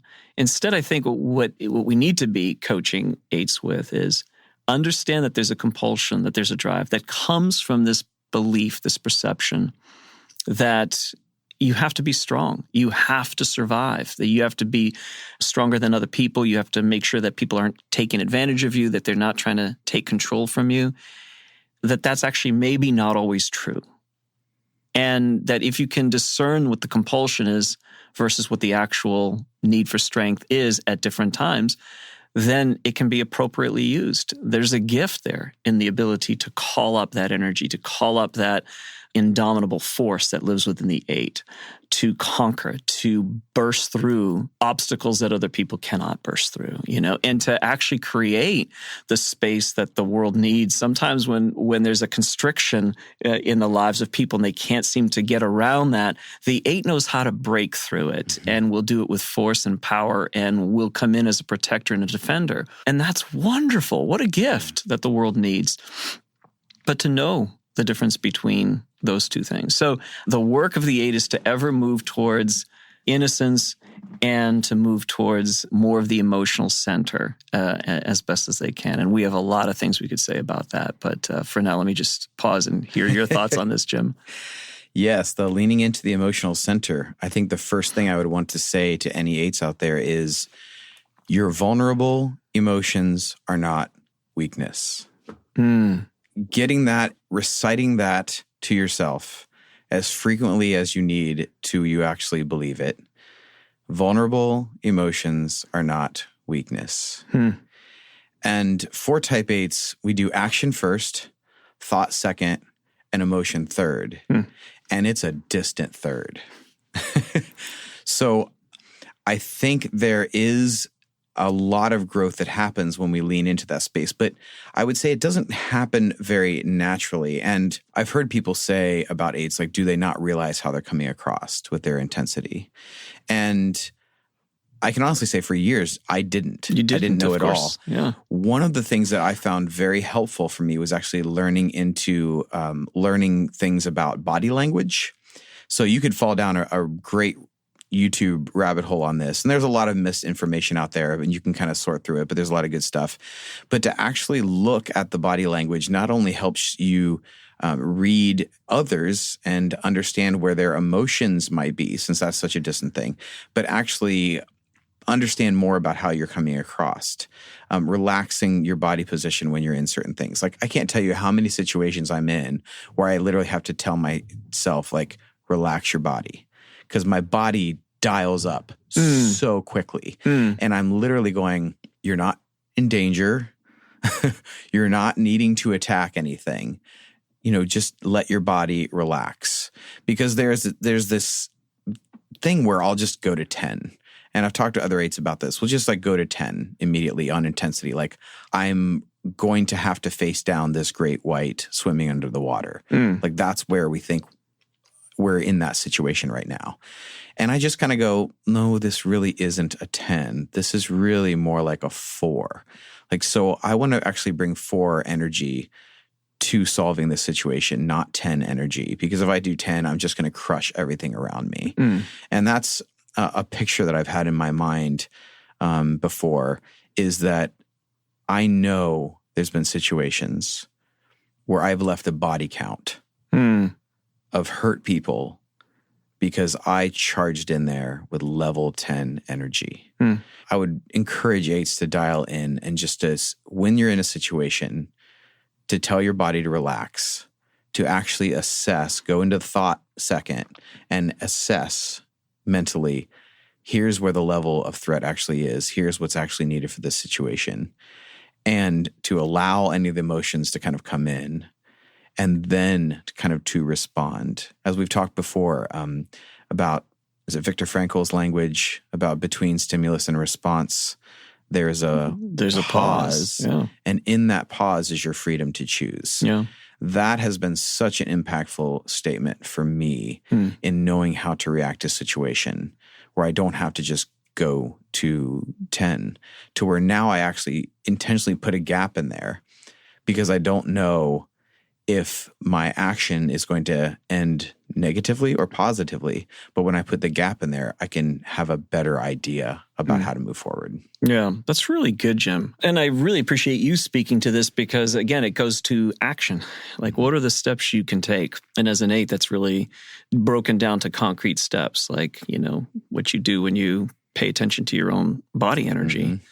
And that's actually a gift to the world who doesn't, many people don't understand the sort of bioenergy that exists within all of us, except for the 8s. 8s know it. You know, you can call it up when it's necessary and put a lot of force into something. And that's a wonderful gift. But to be able to discern, like, bring in my 10 again every single time I do this, it's unnecessary. It's a really helpful tip, I think. Yeah, I think when someone walks up to us and there's some kind of a threat, there's some kind of a confrontation, there's something that happens where it seems like they're not being fair to another person, that justice thing gets kicked on. What the body feels like is like jumping into a freezing cold pool and, you know, all of your nerves get hit at once. Like, that's what happens to us normally in a conversation sometimes. Huh. It's like the whole body just has this like visceral, almost external sensation that just arises out of nowhere. And we have to learn to kind of like release and let that go. Because it's almost that visceral of an experience. Wow, I didn't know that. It's crazy. Interesting. Yeah. As we've been learning about the Enneagram, this is just something I grew up with, thinking, oh, this is just what this is normal, right? Yeah. Right. Exactly. So, yeah. Yeah, that's really great. There's so many things that we can't cover in terms of even the coaching tips at the end of a podcast, because this is what I do for coaching. This is what you do. This is what we do coaching, for right? And it gets really very deep and very helpful for folks, but and a lot more specific. It is more targeted. Yes, but I think that's well said. Yeah. So that's what.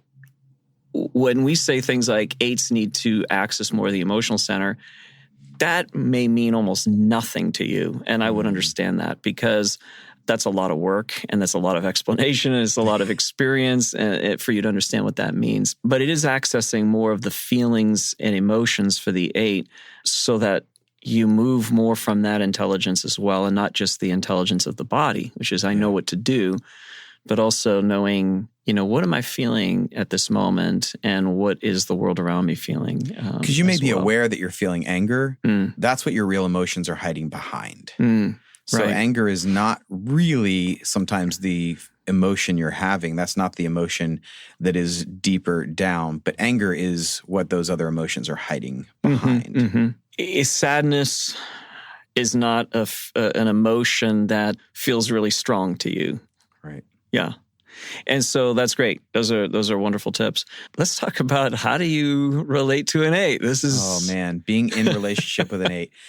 You know, I have to fly in the face of so much that is out there on this topic because I completely disagree with it. So okay, so do I. So I'm really anxious to hear what you have to say about this. So there's so much out there in relating to an 8 that says you need to meet them where they are in their energy. Right. Like you need to basically match their energy. I think that's terrible advice for a couple of reasons. One of them being you'll get exhausted and then you'll never keep up. You're playing on turf that you can't play exactly. on. It's not your game. It's not your game, and you're never going to win at it, and you're never going to keep up. As a very brief, short-term thing with a relatively immature 8, I get it in small doses.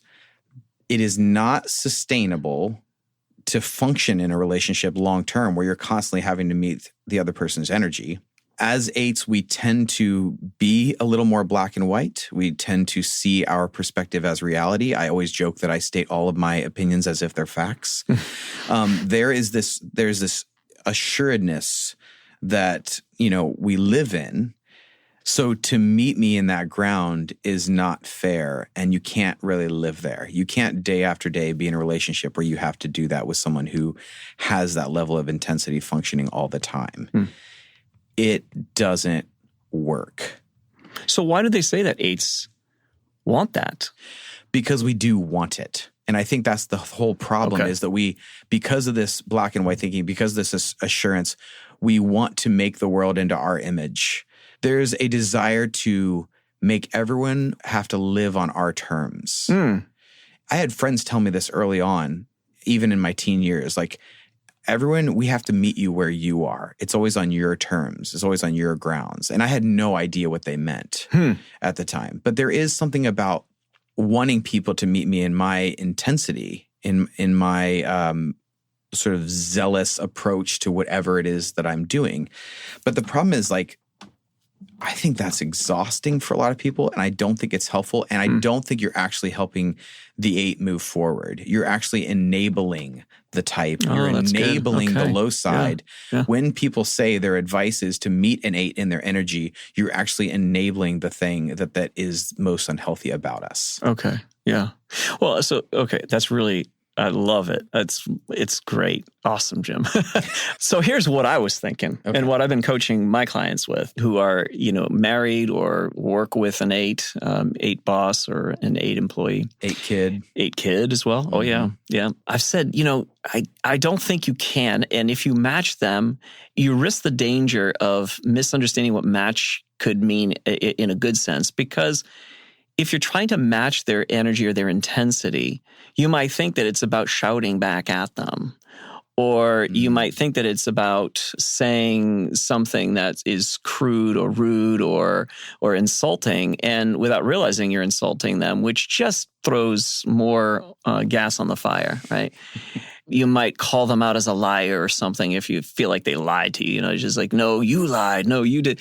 It just, to me, doesn't seem like that's a really workable way of moving forward in relationship to an 8. And 8s tend to find a lot of lying as unjust. And so that's one of the biggest insults to an 8, because they tend to lean into truth if you say that they lied in a situation. Yeah.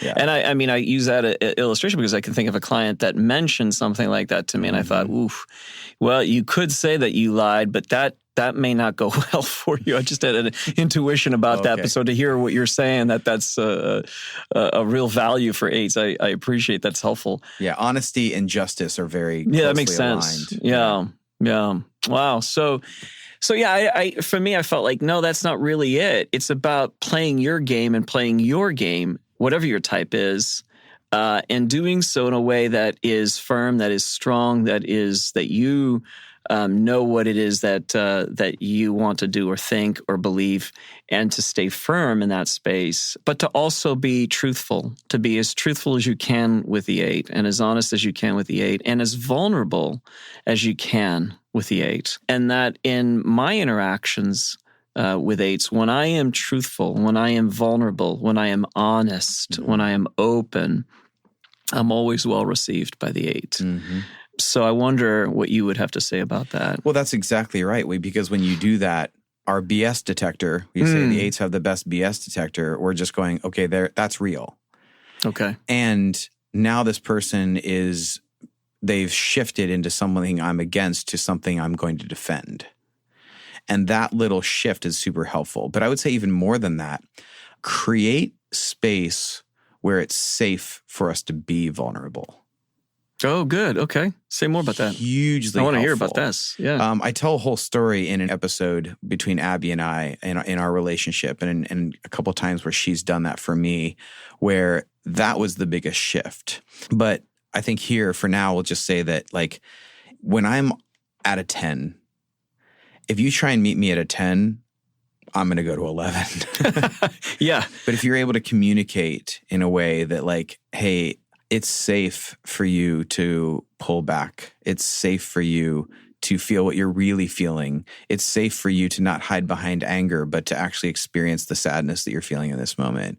If you provide safety with the failure when someone always is seeing themselves as I am what I do, but it's safe to fail with me.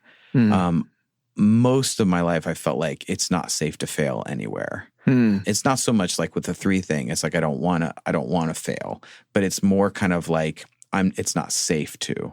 And I think anytime that you can communicate in a way that like your vulnerability is welcome here, and don't be like, you should be feeling sad here, or you should be feeling shame here, because like, no, that's never going to work.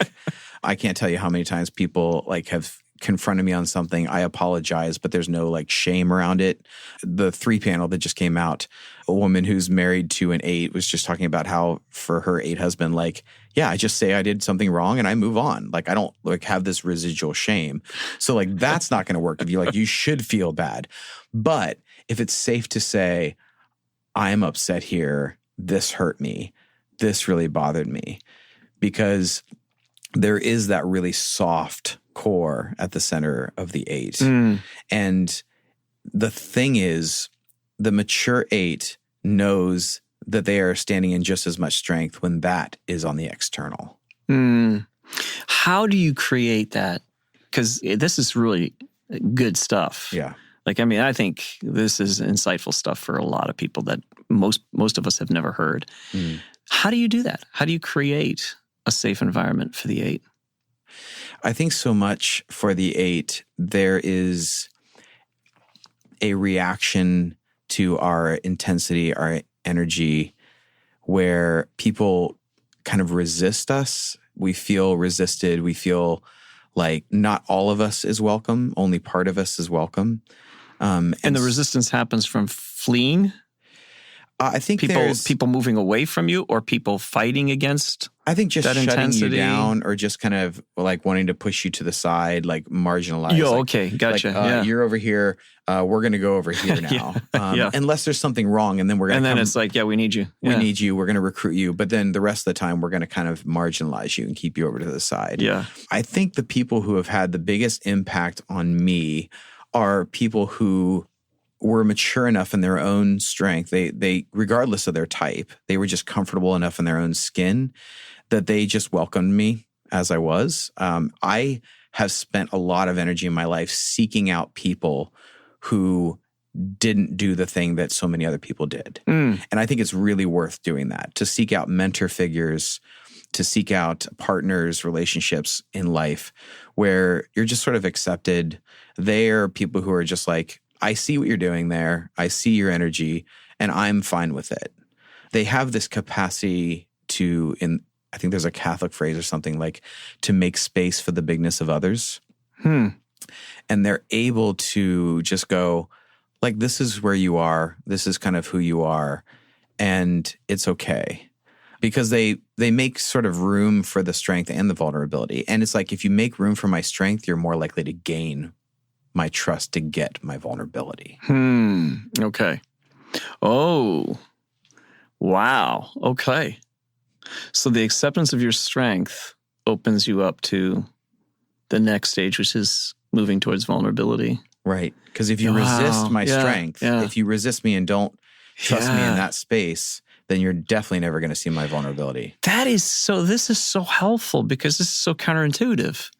And yet I think about how that's so true for every one of us, that if you accept us and you accept even whatever our thing is, if it's the 4, it's the, the emotional center, and it's, you don't accept my emotions. You don't, I can't trust you with anything, so that's really acceptance of your strength allows you to then feel like I can open up. I can be more. Yeah. I feel safer now with you. Yeah. And Abby and I talk about this, but, I'm an 8 married to a 9, and she knows she's never going to be able to keep up with me in energy. Like, I don't need you to meet me in my intensity, but I need you to accept it. And I think because she's been able to accept it, because she's been able to send me a message when I'm really wound up, or just said something to me like, yeah, this was really hard, and I didn't handle that very well either. And I know like that moment was really hard for you, and you were doing your best in that moment. Wow. Just all of the armor falls off. Wow. And I definitely can't speak for every 8. So some of your 8s out there, like hopefully a lot of you relate to this. Some of you may not, but like there is these moments you've probably had where someone said something that allowed the armor to fall off. And I think it's super helpful to try and learn ways of communicate and try and think of those stories so that you can even communicate with the people around you. Because I think a lot of times people around us are on a subconscious level thinking, how much armor do I need to wear around you today?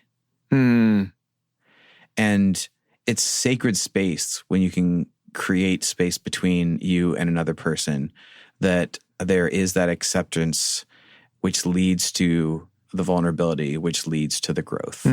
Yeah. Oh, that's so well said.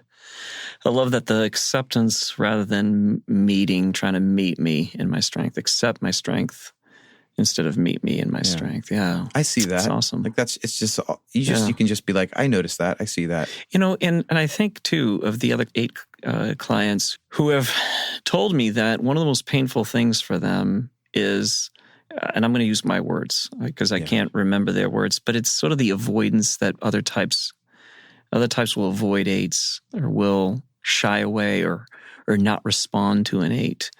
And that feels more painful to them than just confront me. And, I would rather you say anything to me than to completely shut down, avoid me. Feels like rejection. Not talk to me. That's what it is. It's rejection. That's what the experience of it is.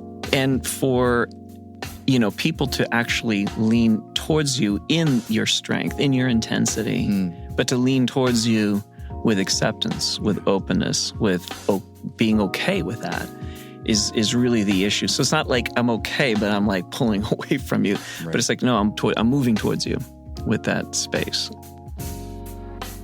So thank you so much for listening. If you share this episode with a friend or review us on iTunes, it's the best way to help us grow this work, which has had a profound impact on our lives, but is also having a profound impact on so many, and we want to see it spread. You can follow us on Instagram at just Art of Growth, and you can reach out to us at theartofgrowth.org to find out more about coaching or to sign up for our newsletter where you can find out about a lot more. But for now, my friends, may you be aware of the safe relationships around you that really are there to support you. And even when you hear that voice come up that whispers you always have to be ready to be alone and to stand alone as a type 8, that you remember to receive from those around you who deeply care about you and have proven they are willing to show up for you.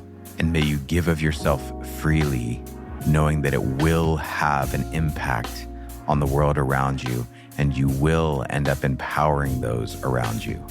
Grace and growth, my friends.